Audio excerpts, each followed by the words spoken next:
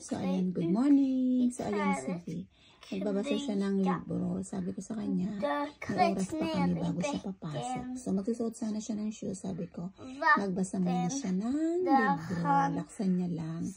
Kasi makikinig ako. Inaano ko siya. Kasi, pag nagbabasa siya ng libro, gusto niya yung mga, ano lang, one sentence, yung pang baby niyang libro dati na binabasa ko sa kanya. Tapos, medyo konti lang. Ngayon naman, ini-start ko siya yung mahaba na story. Very good. Mahabang sus. Okay, basa ka dyan. Mahabang story. Kagaya nung kailan. Masamang pakiramdam ko, tamang higa ako. Sa tabi ko lang siya. Ang kapal na librong na ano niya. Nabasa niya, natapos niya. Sabi ko, laksan niya para malilig ko. Pang ano ko sa kanya kasi dati ayaw niya. Kasi yung maiksi lang talaga. Tapos parang naiinip siya.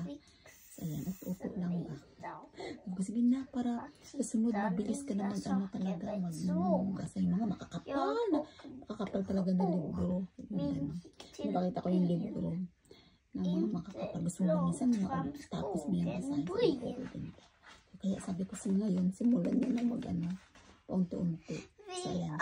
Pag nagbabasa naman siya, talagang ano lang siya, tahimik lang. Pero ngayon, sinasabi ko sa kanya na, napaksa mo na parang narinig ka.